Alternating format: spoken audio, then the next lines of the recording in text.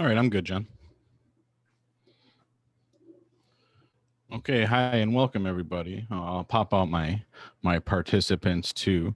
Hi, Jessica and Kristen and Young Gang. I hope I'm saying that correctly. You have Hello. arrived. Hey, everybody. You have arrived at you're not just bricks in the Zoom. So, if you didn't come early like Jessica and get to hear a little Pink Floyd, then your assignment after this class will be to go back and listen to, let's say part 1, 2, and 3 of Another Brick in the Wall by Pink Floyd. That's the nature of the title of this short workshop. Bichronous modalities and targeted Zoom discussions. Just before I get going, I want to briefly introduce myself. My name is Michael Chanis, and I am a visiting assistant professor. I just finished my second year here at SUNY Oswego, and I teach in anthropology and Native American studies.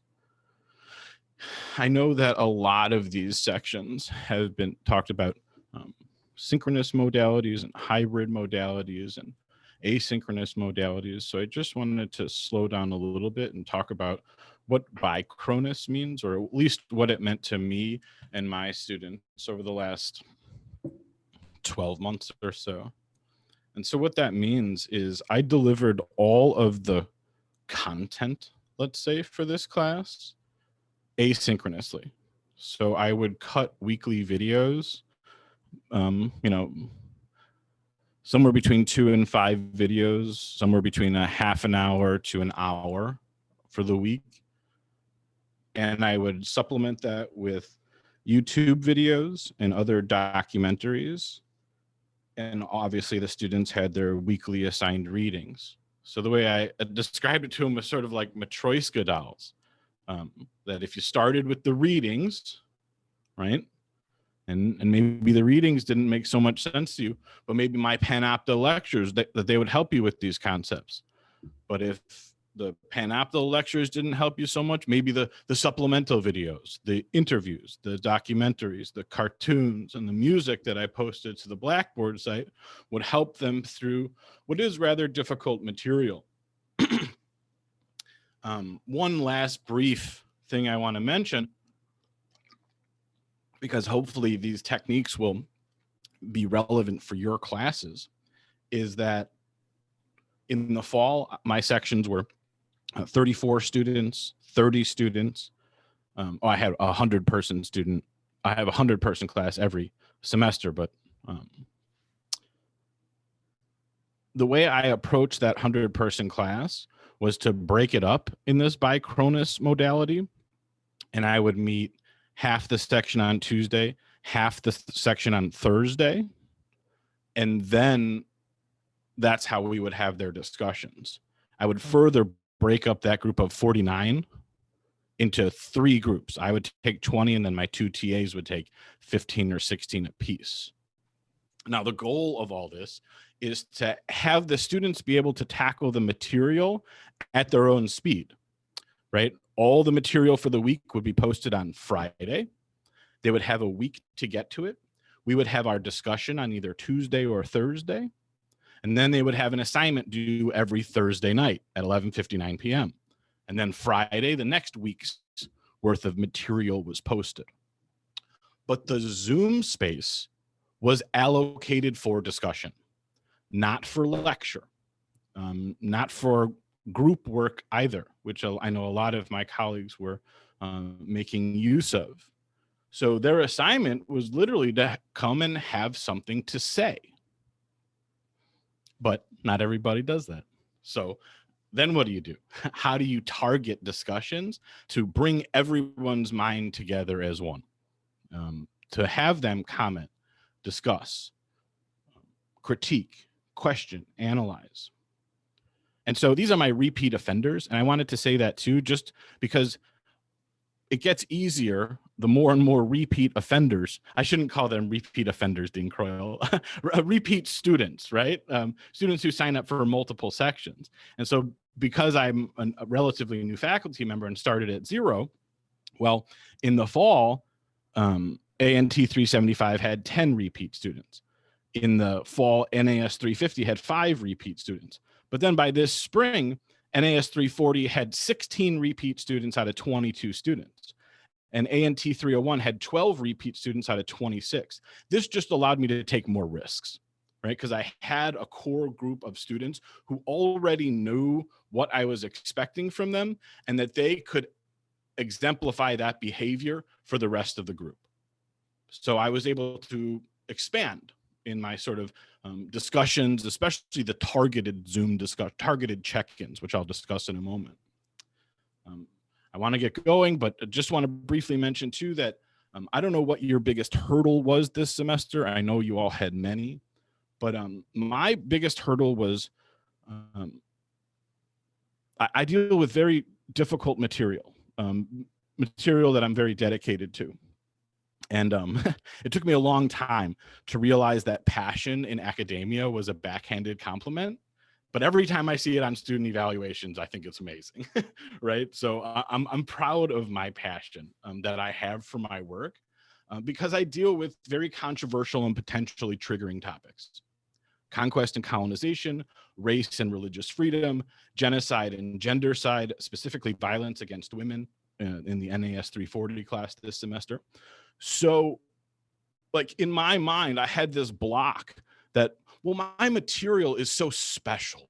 My material is so sacred that I'm not going to be able to effectively move it into the Zoom space. I'm not going to be able to effectively move it into this remote setting because it's so difficult to deal with face to face, let alone in this flat two-dimensional space.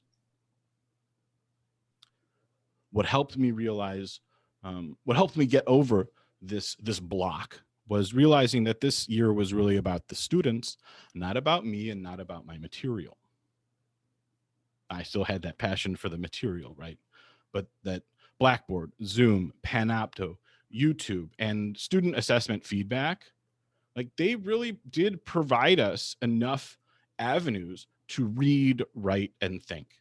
And that's what my courses are about. Both the anthropology, upper and lower division anthropology, upper and lower division Native American studies. Reading, writing, and thinking. And so I do want to get started. That was a little bit of a longer introduction that I wanted to give, but I hope it places me at the university and lets you know a little bit about the hurdles I was dealing with and the types of classes I set up this semester. So the first type of method that I used was to bring in provocative media to the class. And so in the 100-person class, the one that got broken up into 49 sections, 2 sections of 49, and then further into 3 sections of 15 to 18, what I would do is come in with a few prepared remarks. So when we were discussing the era of termination and the residential school system, I had a few prepared remarks, but then I simply allowed my students to collectively view 3 or 4 survivor testimonials. And I don't know if any of you have ever visited Yad Vashem or the United States Holocaust Memorial Museum in Washington, D.C., but survivor testimonials of horrific events of genocide, there's just nothing quite like it. The shame, the trauma, the terror that these folks carry around with them, especially when they discuss these traumatic episodes of their past, there's nothing quite like it.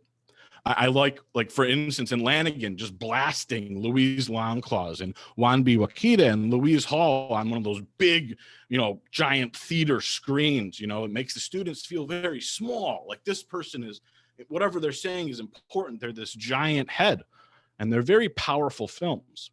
And so then after we watch the films, I would introduce a discussion prompt. What, in one word, what emotion did you feel from these people? And then I would break up the groups, right? I would have 20, my TAs would have 15, and another TA would have 15. And so that was how we would discuss the residential school system, right? There's only so much I can tell you. There's only so much your reading can let you in on. Here, let's hear from the survivors themselves. This is the easiest discussion methodology that I'm going to mention today because it's basically a replica of what I was already doing in class. For this particular media, I was able to easily move this type of discussion, this type of assignment, from the face-to-face modalities to the Bichronous Zoom modality. But now let's talk about a different one that's specific to Zoom.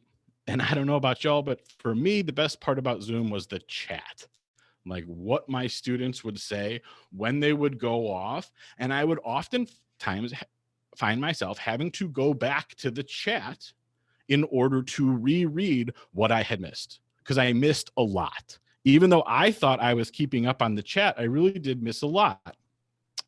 I am the type of instructor that I think about my classes on the drive home. Like, it's very healthy for me to process and think about my students and think about their comments and think about how I want to go about teaching this in the future. And occasionally I will come into class and say, look, Ariel, you said this last Thursday, and you might not have thought about it since last Thursday, but it's Tuesday and I haven't forgotten. So let's talk about it. I use that sort of thing in this last 2 semesters because I could go back to the chat itself. There was a record of what my students were thinking. There's a record of what my students were doing. There's a record of their responses. Now, that's not a perfect record, but it is still a record. And this is at the very end of class. This is my class ends at 14:20 or 2:20. So at the very end of one of my classes, Sierra commented, I think this pandemic has really exposed how many people do not care about others, how terrible the world is, from anti-maskers, racism, anti-Asian hate crimes, etc. It's scary to me to be stuck at home and watching the world burn. To which my student Nui responded, and Nui's country of origin is Burma, Myanmar, at Sierra. When I went to Walmart in Oswego, my friend and I got bad looks for being Asian. And it was hard and scary to go because we didn't want to get blamed for something we didn't do while staying in Oswego. One situation I encountered was being called "you Chinese fault" when I'm not Chinese, but still there was no reason to be called like that. And so I immediately sent a direct message to Nui, and I was like, Nui, we have 5 minutes left of class. Like, I can't get into this right now, but would you mind? And we talked after class, and I said, would you mind if we brought this up at the beginning of our next session? She was like, absolutely. Nui had volunteered information about what's going on in Burma and Myanmar earlier on in the semester, so I knew that she felt comfortable sort of centering herself sometimes in dialogue. And wouldn't you know it, it was this weekend that those 8 people were shot in Atlanta.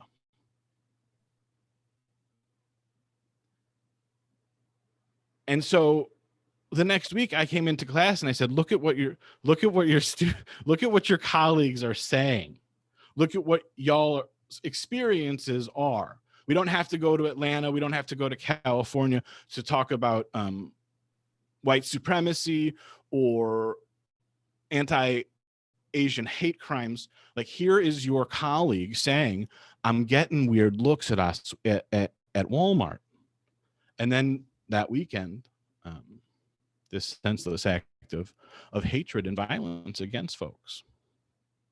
This targeted chat, and it was very heavy where my students went from here. This targeted chat somehow, and I did not bring in the chat log, it was just too revealing, led to the women in this class sharing with each other in the chat, not only the weapons that they carried on themselves in order to protect themselves. Like, I know which one of my female students are knife girls, and which ones are mace girls, and which ones are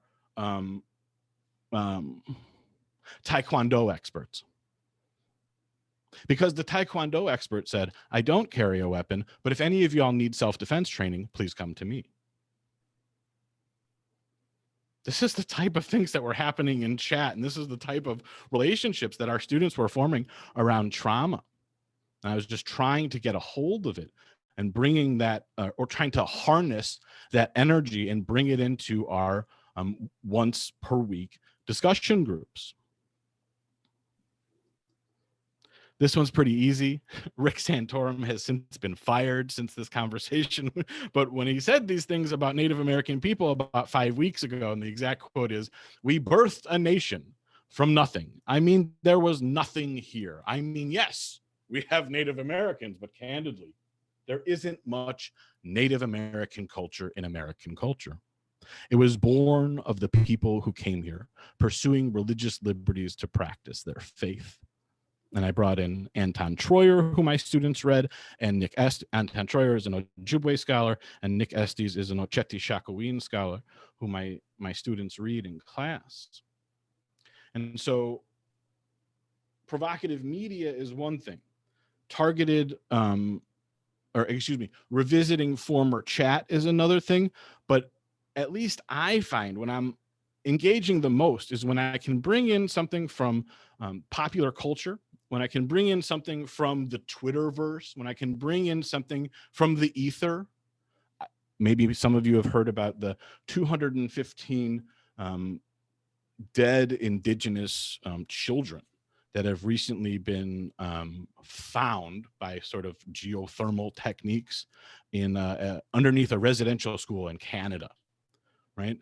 When you can bring in something that's happening in a larger sphere, like Rick Santorum's comments here. Because my students ask me all the time, how can anyone believe in manifest destiny? How can anyone believe in settler colonialism? Well, here's the fairy tale right here in center. Here's Rick Santorum, former Senator Rick Santorum. And I will say, I challenged my students. I said, Rick Santorum, he's more important than you will ever be. His voice will ring louder than mine ever will. And here he is discussing the preferred narrative, let's say, of the founding of America. What in Native American studies we call a fairy tale. That America was founded on principles of religious freedom, as opposed to white supremacy, heteropatriarchy, settler colonialism, et cetera, et cetera. So I would use what's happening in popular culture and bring it into class in order to form and give backbone to our small group discussions. I know I'm running out of time, but I just wanted to discuss this one last method that I used, and that was targeted group check-in. And earlier today, there was a session on mental health, and they had a lot of good ideas in terms of how to perform icebreakers and how to, what do you do on days when you want everyone to talk? Like whether that's sharing in chat or whether that's speaking into the space, how do you go about that? And one way is saying, give me the bittersweet, right? Or the rose and the thorn, 1 step forward, 2 steps back. How's it going? That kind of a question.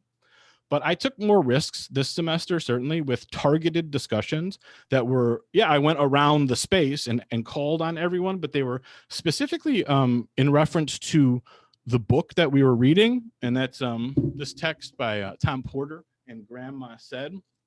But as a way of having my students use the space for reflection and then into their journal writing. And so one of the best question I asked this semester in terms of the targeted group check-in was, what is the question that led to the best conversation is, what is your experience with death and funerals, grieving and mourning? Are they similar or different to the protocols described by Tom Porter? Because a whole big section is on death and mourning. And I just, I don't have time to really get into it, but you can imagine how much these kinds of conversations meant to my students just by reading this brief snippet of a student's journal. And I asked their participation to use it for our chat. When we discuss the book in class and go deep into the themes Tom Porter highlights in the book, I get so emotionally invested that I cry. A lot, LOL. There have been times when Dr. Chanis calls on me and I wipe away the tears as fast as I can. Sometimes I have to come up with excuses on the spot because we are in class. But if you're reading this, Dr. Chanis, most of the time I'm crying in your class. And no, they aren't happy tears. But every time I do, I feel so relieved and light. I think about past traumas and just shit that I avoid thinking about or stuff my subconscious mind chooses to forget. But I am so, so grateful that I get to cry and stop thinking about homework for just a bit. I wish I could go on and express myself a little bit more, but I am so exhausted and drained from the class assignments and extra credit papers and homeworks and essays and weekly quizzes. I can't find the words to explain how grateful I am for this class and Mr. Porter's book. I am definitely finishing the book during the summer. This book is divine knowledge. And so I just want to end. I did want to leave time for brief conversation. I'm sorry that I didn't, but I just want to end on a note of like, that's what our students were dealing with. Like that, it wasn't stress and anxiety and depression. It was, I'm thinking about checking myself into an inpatient mental health facility. And it was really heavy to get that kind of feedback throughout the semester and try and create a space not only to negotiate my selfish materials and allow them to focus on education, but to negotiate like how dark it was for many of them over the last 15 months. So those were my methods that I used. Sorry I didn't leave time for conversation, but John, maybe we have just a minute or two if anyone had a comment or question. Sure.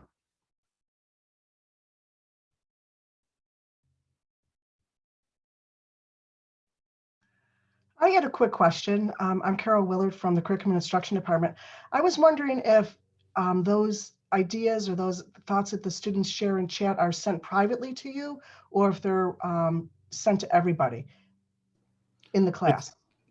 It's a mixture, Carol. They can choose to send a direct message to the professor. Some do. The ones I shared with you all were the ones shared to the entire group. But like I said, I asked for those students' permission for the But I'm just wondering about the students, when you talk about a class community, if they feel that they have that space in the chat or when they're on camera or not on camera to share those ideas, or do you find that it's mostly through a private chat that they talk to you about that stuff? Mostly publicly. Mostly publicly. I would say 80 to 90% publicly.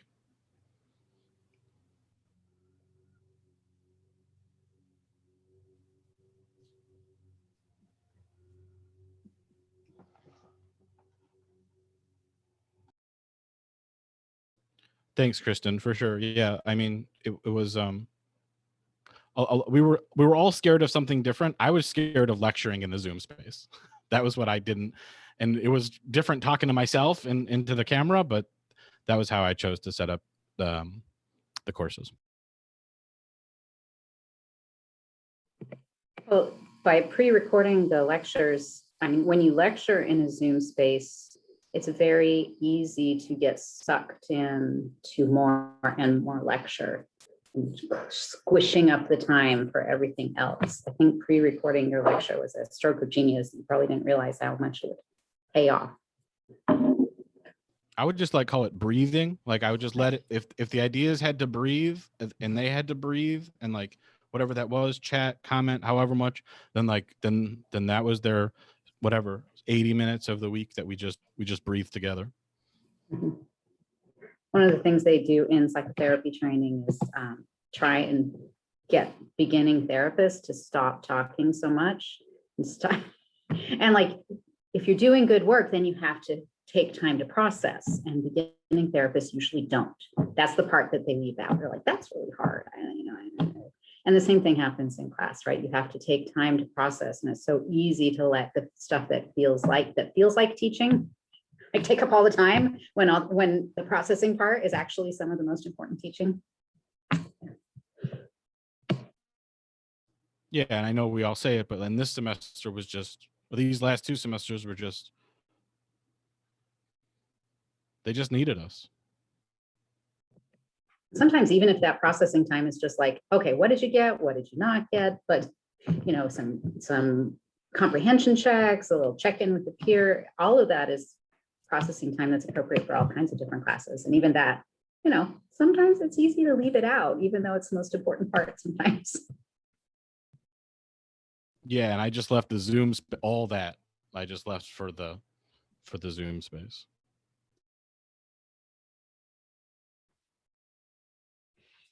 Okay, I'll stop the recording.